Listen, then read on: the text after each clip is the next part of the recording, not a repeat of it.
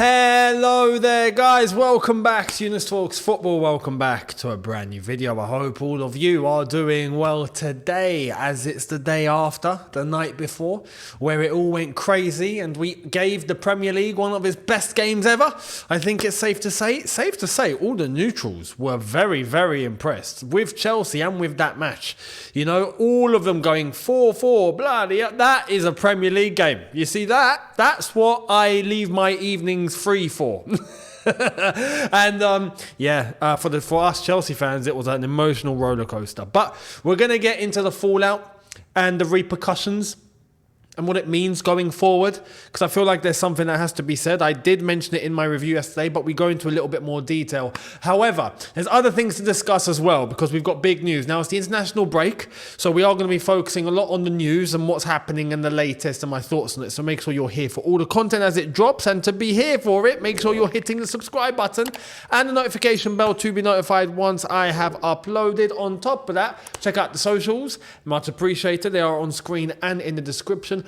On top of that, shoot out in the description. Me and George, be keeping you up to date with content during the international break as well. Various talking topics that we can go over, not just in terms of Premier League, but football as a whole, the internationals, as they are going to be coming very, very soon. So we'll give our thoughts on that. There's going to be all sorts of content dropping in these 2 weeks on here and on there. So make sure you're here for it. Let's get cracking. Let's get cracking. The big elephant in the room. There's one big elephant in the room. And after yesterday, I think it's safe to say that if this is a key addition that we do end up making, all of a sudden, what seemed like could be a really dodgy season might actually end very well. So let's get into it. Who's the big elephant in the room? Well, he's not actually a big elephant. He's not a big guy, but he's a big player. Here it is. Sources say that Victor Osimhen would be interested in talking to Chelsea should they make an offer. Fraser Fletcher goes into more detail, answering a question: is Chelsea seriously interested, or is it just rumours? Don't gas me.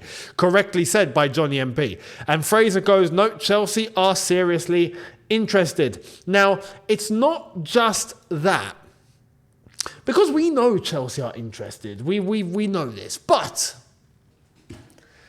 there's a certain agent. There's a certain agent who used to take up the profile of the man that used to come on to shut things down. And we used to call upon him every single game where we needed to shut things down. We called this guy. Let me take that back, because this guy is attributed to someone else. This geezer. We used to call on this geezer. And every time he came on, we knew that we were shutting it down and no one was getting through. And now it's looking like he's coming to shut this whole story down. And he's going to tie down Victor Osimhen and bring him to Chelsea. Now, who is this agent? It's none other than his national compatriot, Mr. Agent John Obi Mikel. Let's get into it. John Obi Mikel on his podcast to Victor Osimhen told him straight, it's not the time to go to Saudi. Next season, I know you're going to come to Chelsea. I am going to be the agent to broker that deal. You're 100% coming to Chelsea. John Obi Mikel, you, sir, are an absolute legend, because he didn't even shy away from it. He told him straight. He didn't try to send little signals. Nah, exactly as he said right there is exactly as he told Victor Osimhen on his podcast, and that episode is live on the Obi-Wan podcast channel, so go and check that out. And he's told him straight, listen, I am going to make this happen. You're coming to Chelsea, mate. And it helps that it's John Obi Mikel, ex-Chelsea player, ex-Nigeria international, ex-Nigeria captain. This is the man that Victor Osimhen just looks up to, surely. And he's like, I am going to bring you to Chelsea. It's happening. Forget Man United. No, you're coming to Chelsea. Well, turns out he had more to say. So let's get into it. John Obi Mikel during the interview with Osimhen saying, next season, I know you're going to come to Chelsea, man. I'm telling you, I'm going to be the agent to broker that deal. I'm going to make sure that happens. We are crying out for someone like you. Since Drogba left the club, listen, I'm going to say it like this, yeah. If Victor Osimhen does end up joining Chelsea Football Club, and Agent Mikel is the reason, or he's part of the deal for making it happen, which clearly I think he will be, right? Because he'll be literally on the phone to Osimhen every single day, 7 days a week, 365 days a year, right? We got to build Mikel a statue at the bridge. Simple. We're going to have JT, Lamps, Didier, check. I think that's deserved. Mikel. Stick him in, because as much as he was good in the past, he is assuring our future. And that is just absolutely crucial. I've said this and I'll continue to say it. I think Victor Osimhen is the guy that we do need. He's that piece. Actually, no, I'm not going to say he's that piece to the puzzle, no, because I said that for one guy before and it just didn't work. So, no, I'm not going to go down that route again. But when I look at Victor Osimhen, I think if this guy was at Chelsea Football Club, it would just be mad. It would be mad. So, John Obi Mikel, you, sir, are an absolute legend. An absolute legend. So, fair play to John Obi Mikel. And Victor Osimhen, you know what to do. You know what to do. Now, let's move into other factors. Let me know your thoughts on Victor Osimhen coming to Chelsea and the possibility of that happening and Agent Mikel brokering that deal. Let me know your thoughts down below. We're going to show you what went down yesterday. Now, this was a fan footage from the ground, from Stamford Bridge, when Cole Palmer stepped up for his penalty. Very weird incident happened. Check this out. So Cole Palmer takes the penalty. Kovacic has celebrated. Hang on. Let's look at Kovacic here. Look at him. Brilliant. Absolutely brilliant. Kovacic, mate, what are you doing? What are you doing? Look at him. Look at him, yeah? Look at him. Get in there. And he's walked off. You can't take the Chelsea out of the cover. You can't. You can take the cover out of the Chelsea, but you can't take the Chelsea out of the cover. Cover, listen, I'm not trying to get you in trouble. But what I am saying is clearly your subconscious is still at Chelsea. And clearly, he wants us to be higher up in the table. So I think he was relieved that we didn't lose to Manchester City and we took a point. You know, Man City are still top of the league. It's Man City. They're gonna win the title. Yeah, I've said it. Man City are gonna win the league.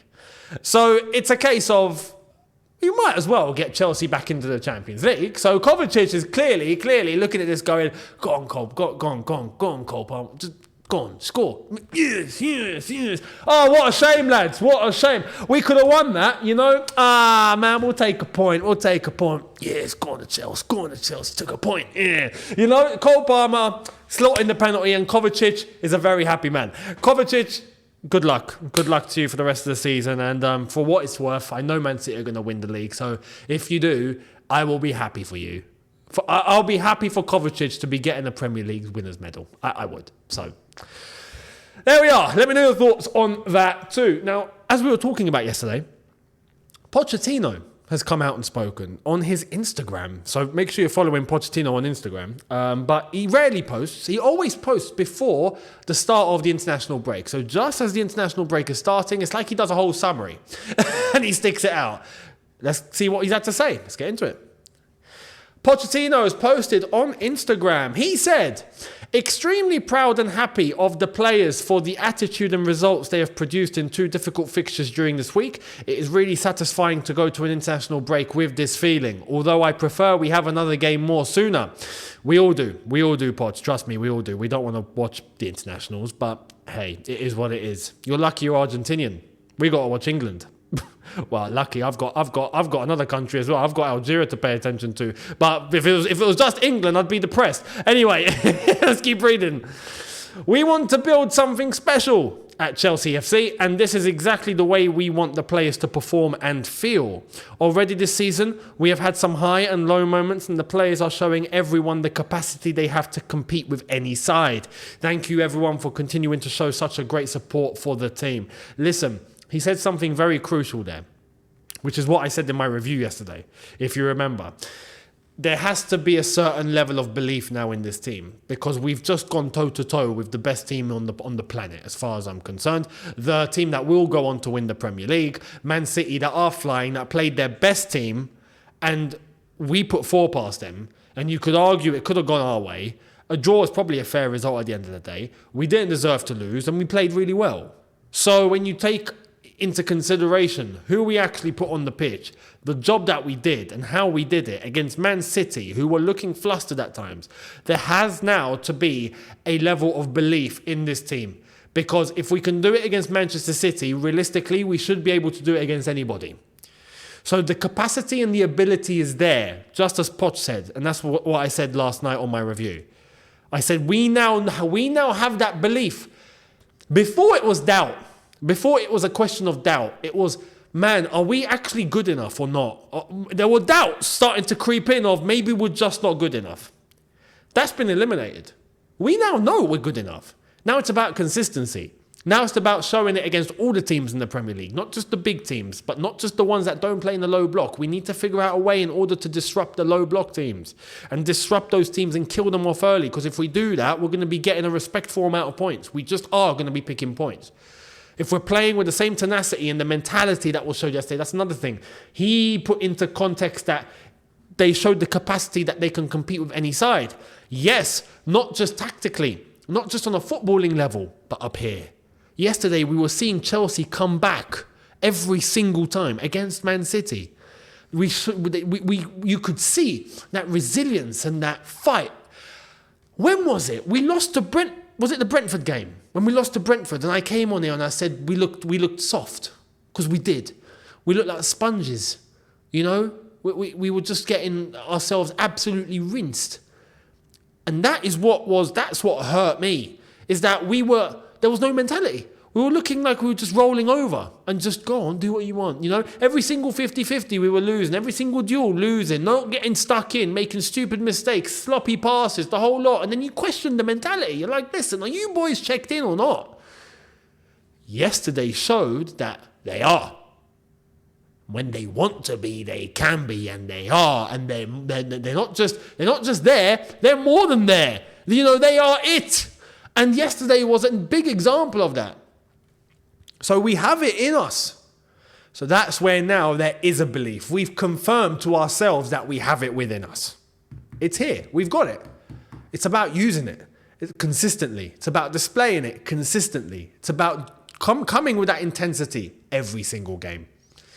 So that is something that I feel like is a shift. Yesterday was a needle mover. Because now I feel like the whole fan base are not going to have the same questions and doubts, myself included, that we had before. Now I feel like it's going to be a much more united fan base, a fan base with more cohesion. And not just that, but even within the team, I feel like yesterday they gave themselves confirmation that, yeah, no, you know what? We are actually good. We can do this, you know? And that's going to create a confidence. That's going to create a belief within them. Poch knows it as well. So now we go into the Newcastle game. If you had asked me before, and I said this, when we drew Newcastle in the Cup as well, I was saying, oh man, that's the worst fixture. And I would have preferred a Liverpool. Respectfully, that is still the case. However, now I'm going into that Newcastle game thinking, well, yeah, we can take you. Whereas before, I'm like, I'm not so sure. Now, after yesterday, I'm like, now I know that the confidence is there. The confirmation is there. Yesterday was a confirmation that we have it. We'll bring on anybody. Because if we can take on Man City, we can take on anybody. So that is the needle mover. And now we go into the Newcastle game in the league after the international break with I'm sure, 100% United Chelsea fan base going, bring it on. Bring it on. Bring it on, the tune. Come on. Give it your best. A Newcastle that just lost. Who against? Bournemouth. Is it 3-0? I mean, you know, it's goes to show. It goes to show. It just goes to show. So very, very happy after yesterday. And let me know your thoughts down below in relation to that and where your mindset is. I feel like there's a level of credit that needs to be given to a few players as well. Yesterday was a case where most players played really, really well. Most, right? And in particular, it's crazy. I want to give a special mention. Cole Palmer's Cole Palmer, and I'm going to come to him in a sec. He's just class. He's just class. And there's news about him, so as I've said, I'll come to him in a sec. But yesterday was a case of Conor Gallagher. I'm gonna say this now. Conor Gallagher's done the one thing that Mason Mount couldn't. I constantly looked at Mount and went, yeah, sometimes maybe good, sometimes maybe you know the rest. You know, and it's just not good enough. And Conor Gallagher's just done this consistently, and he has completely shifted my opinion around, and I respect it. Conor Gallagher has turned into an absolute machine.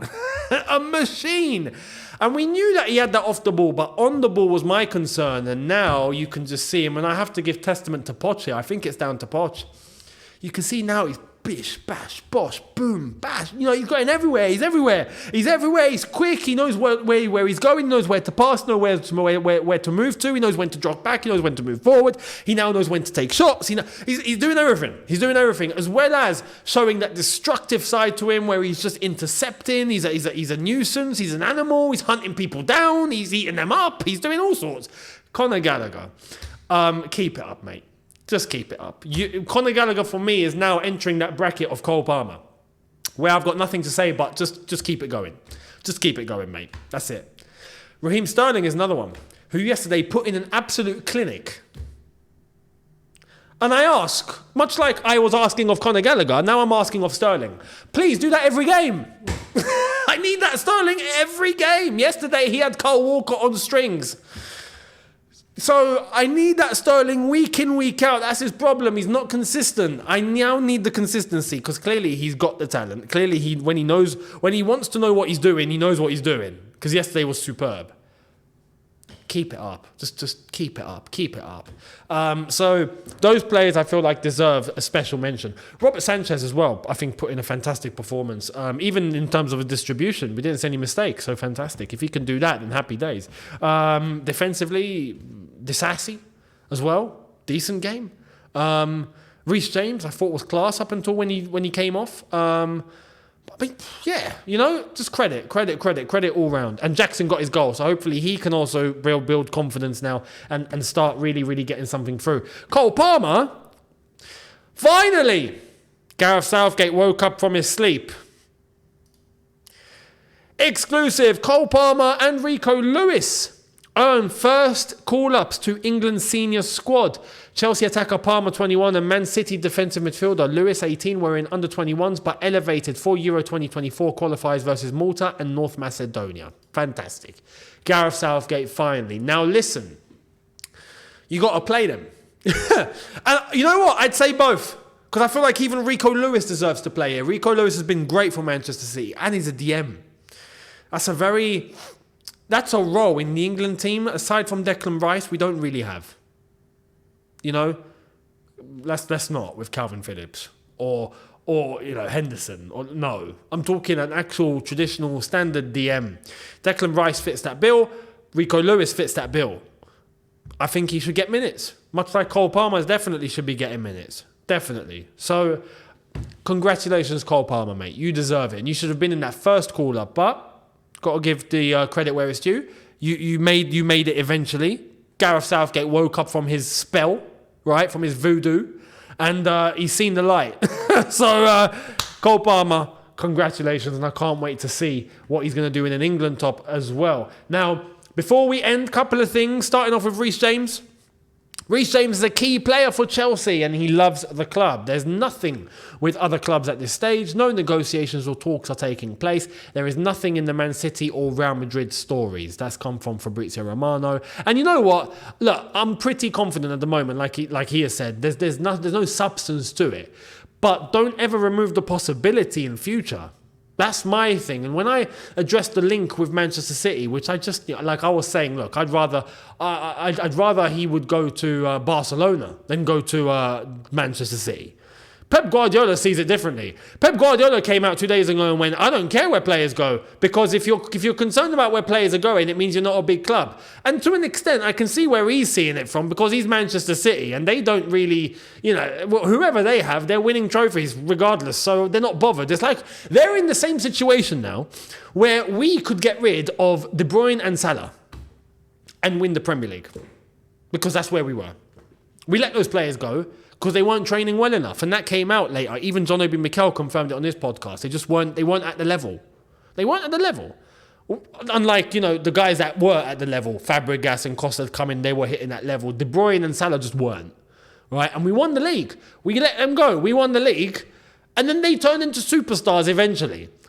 Man City are in that position now where they can just let talent go, like Cole Palmer, and not really be concerned, because they're going to win the Premier League. Do you know what I mean? So I can see where he's coming from. But for us, we're not at that. We used to be at that level. We're not at that level. We want to get back to that level. But in the meantime, we want to keep our best players, which means keeping Reece James. So I'm confident we'll keep Reece James. But however, the possibility in future of a potential deal happening, you never know. You never know. You never know. Money talks. Money talks. So let's wait and see what's going to happen. However, if there's one person that I'd be pretty confident, the most confident, that, he'd want to stay at Chelsea, it'd be Reece James. So let's see what happens there. However, I don't think he's going anywhere anytime soon. So anyone that wants him can forget it for now, at least. Now, we wrap up with this story. Let's check it out. Bit more on the Jadon Sancho to Saudi links. First key point is when Al Ittifaq inquired on September 7th, Sancho showed no desire to move. Al Ittifaq have no plans to try again in January. They were told any loan must come with a £50 million obligation to buy. Wow, Manchester United, you're really trying to suck it dry, aren't you? You really, bloody, 50 million. Who's going to pay 50 million for Sancho? Come on.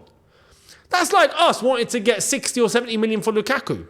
It's just not going to happen. That's like us trying to get our 70 million back for Kepa. It's just not going to happen. And you know what? They were playing. And they were playing somewhat decent as well. Sancho's been a horror show. I wouldn't pay $10.99. I'm kidding. You know what I mean. Basically, you have to cut the fee. You have to cut the fee. He has to go for about 30. He just has to. Because that's what you've done to him. So it is what it is. So Sancho, again, we asked the question, where is he going? Because I don't feel like Saudi are going to go in for him. Really, weirdly enough, even with all the money, I don't think they're going to entertain this. So where does he end up? Now, Jim Ratcliffe is also looking like he's going to be coming into Manchester United sooner than expected. And apparently he has created a plan to try and get Manchester United back to the top, and to try and build that relationship with the fans, to try and show them that he's on their side. Apparently he's got this whole structure ready. So we're going to see how it ends up, and I feel like Manchester United are just going to have to swallow that pill and back him. I say this because I know all the Man United fans don't want to, but they're just going to have to. It is what it is. Anyway, you never know. It might work out well for them. We'll see what happens. Let me know your thoughts down below in the comment section below, and I will see all of you tomorrow for a brand new one. Thank you all so much. Do not forget to hit the subscribe button if you haven't done so already. Hit the notification bell to be notified once I've uploaded. Smash like button if you have enjoyed this. Check out the socials. My brand new Instagram. Give us a follow on there. Get rid of the old one. If you are following the old one, check it. You'll find it's dodgy. Go and follow this one. That's the new one. Twitter as well, and all other socials in the description. Much appreciated, and I will see all of you tomorrow. Have a good one, people. In a bit, take care, and peace.